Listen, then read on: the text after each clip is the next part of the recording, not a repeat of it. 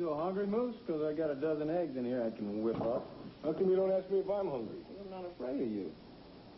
How about it? A couple of slabs of beef, that'll hit the spot. No, I'm fine, Cass. Thanks anyway. I don't want to get too bloated on the job, you know? A true professional. Oh, yeah, Cass, you got to be. Because, you know what? When I'm guarding somebody, that means I'm willing to give up my life for them. Now, let's say I'm too bloated, let's say, to stop my client from taking a bullet. Well, that means even if I'm still alive, it's like I failed. Moose Dobson. I knew that name. Are you the guy that got shot 12 times? Nobody ever got shot 12 times and stood up here to talk about it, Cass. No, I have been wounded 12 times. I was shot, I think, 5 times. I've been clubbed a couple times. I was stabbed. Go here, let me show you. See this one right here? This is the time I got drunk. Mickey Larson. He thought I took his keys. And this time over here, this is where Benny the Hack tried to do me over that payroll. Then I got... Moose, maybe this isn't a good time, Moose. Oh, yeah, see, yeah. But it's okay. I'm okay now.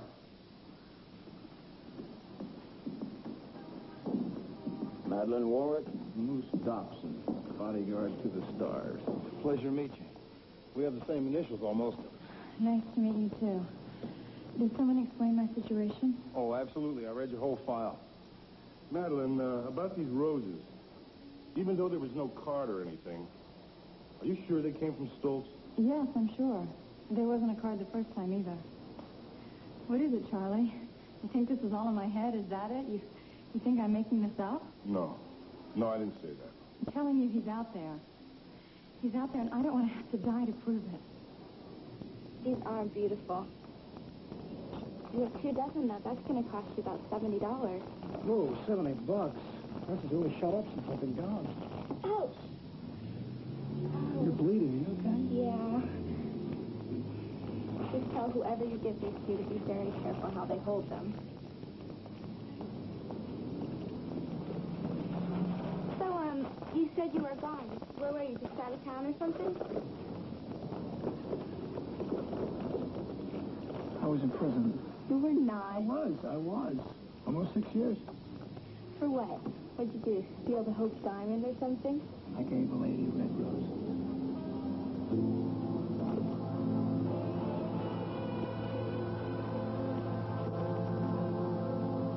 Tell Mr. Barber I'm going to need the first team in 10. I'm going to go grab some juice or something from the food truck. Either you want in? I'm fine, thanks.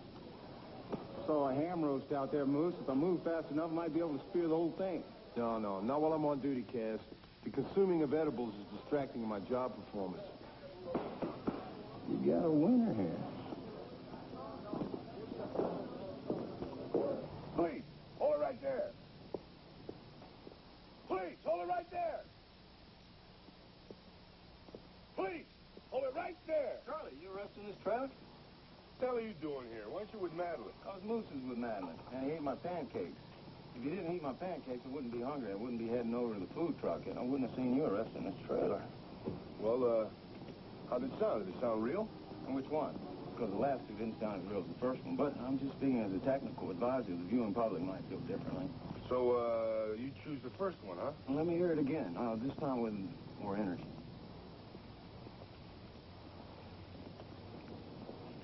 Please, hold it right there.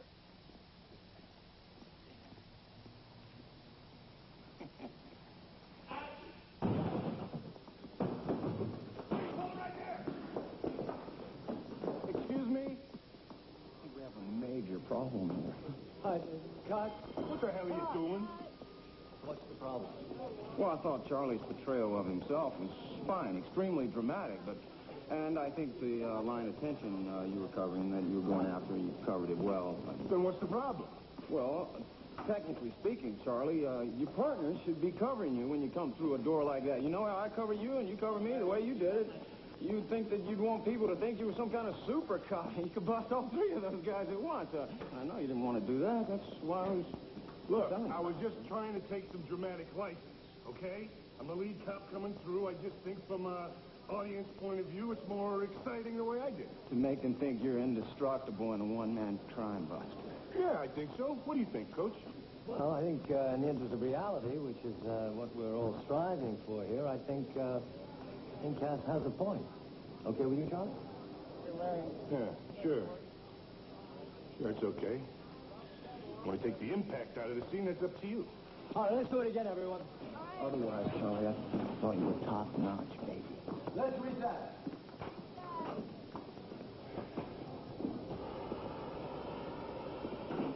Okay, we're going to pick this up from the cops busting in and action.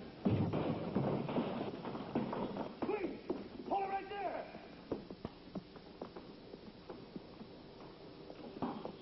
Cans of flowers. Cut!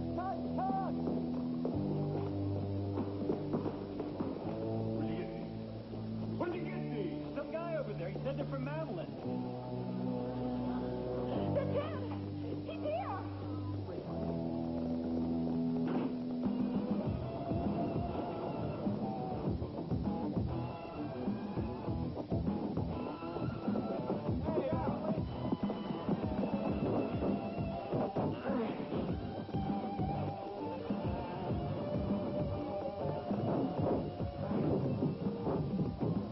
What's going on out there?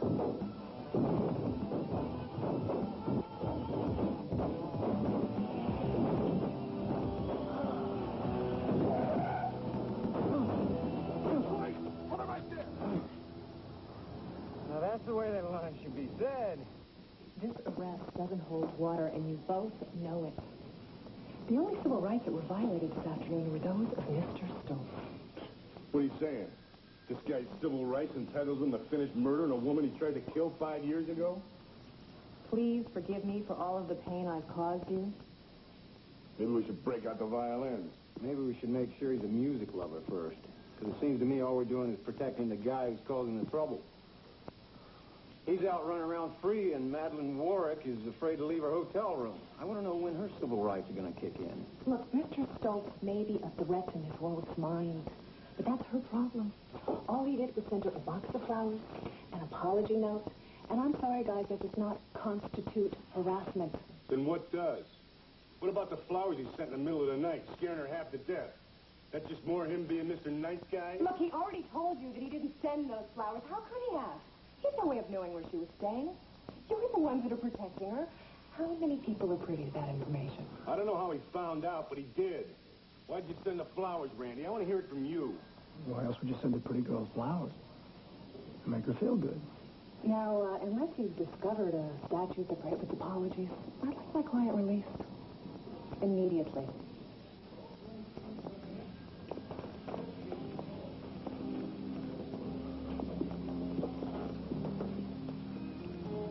They're going to let him go, aren't they? They're just going to let him go. Hey, this ain't kosher, Charlie. Can't you do something about this? You're always getting people put away. There's nothing anybody can do. Not until he gets me alone again. Somehow gets me alone, and then everybody's going to say, Crazy Madeline was right. We should have done something. Guess you get that report in by tomorrow. All right.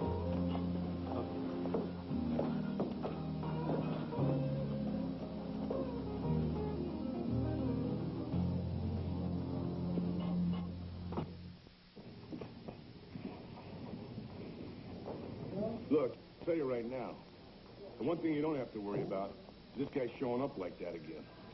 Charlie, I'm tired of hearing it. He's in jail, relax. He'll never make parole, relax. He's not going to come after you, relax. And now you're telling me, relax. He's not going to come after you again? How can you say it, Charlie? How can you say not to worry? I can say it, because I'm going to go live with this guy. I'm moving in. So if Stoltz comes within 50 feet, a mile, or 10, I'm going to be right there with him. That's how I can say it. Now, wasn't that something? Look, I'll do the best I can. I'll work around you for a while. But Matty, I got to move forward. There's $10 million hanging on this. You have to let me know. You're saying you can work around it. What kind of time are you talking about? Hours, days, years? I can rearrange the schedule for a couple of days. Which would be better for Rick Barker anyway. He's been asking for more time to make up that face mold. Which, by the way, he's got to start on tonight. And Matty, you got to be there for that. I don't know. You want to try it? Why don't we try it? We can go back to my place, hermetically seal the door. You can program 911 into my phone memory in case we hear some noises. It'll be fun. then I can take you over to Rick Barker's. Okay, I'll try. Look, I want you to know how much this means to me. What you and Charlie are doing. We're not doing anything. You're the one doing all the hard stuff. You're going to fry, Dusty. Oh, Rick. Rick, can't we put this behind us? Is he taken? Can't you forget?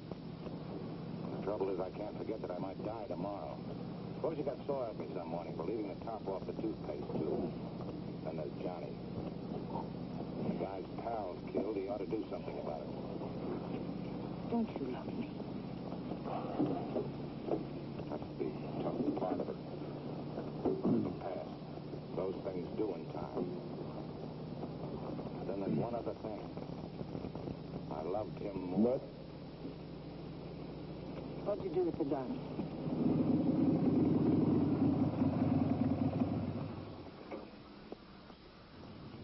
Kaz, I'm not so sure about that. I just thought we'd grab a couple of dogs, put them in our pockets, and head on back to my place, but we don't have to. Let's go. Oh, wait. You really want to stay, don't you? Just because the onion rings don't travel well, all that grease and fried stuff mixing on the bike, I'm just worried about the risk of explosion, but I'm willing to try it.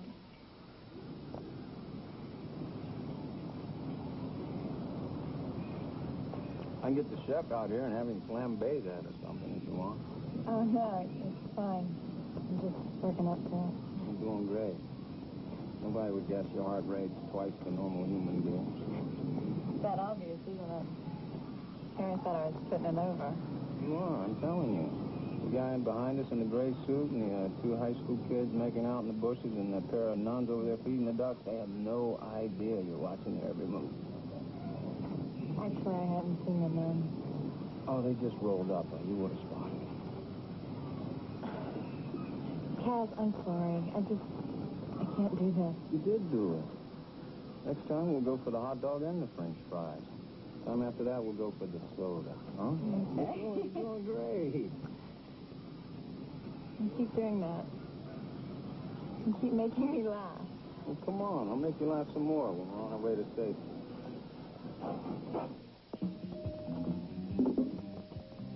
Yes? You know what this beer?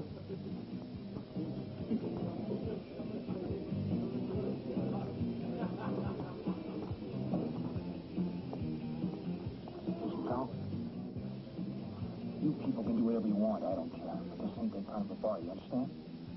What kind of a bar? What the hell are you talking about? I'm a cop. I'm working. Oh.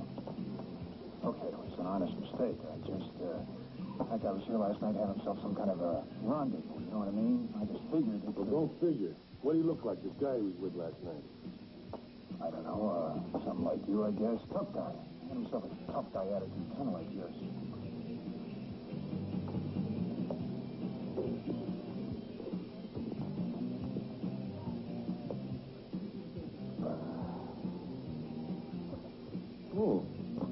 I never heard of this one. Is it any good?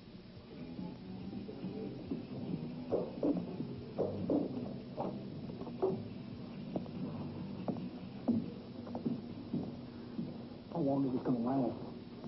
You're going to follow me to the movies for the rest of your life? Sure. The movies, this bar, everywhere else. You see, Randy, I'm going to be on you like white on rice. When you get in your car in the morning, I'll be in your rearview mirror. When you go to the can, I'll be in the stall right next to you. When you reach for a newspaper, you'll be grabbing my wrist. But you're a free man, Randy. You paid your debt to society. You can do anything you want. But just realize, anytime you want to pay a visit to Madeline Warwick, you're not going to be alone. Not for 1 second. But on the good side, if anybody tries to mug you, there'll be a cop right on the scene. It'd love for me to stand here and tell you that I'd like nothing better than to plunge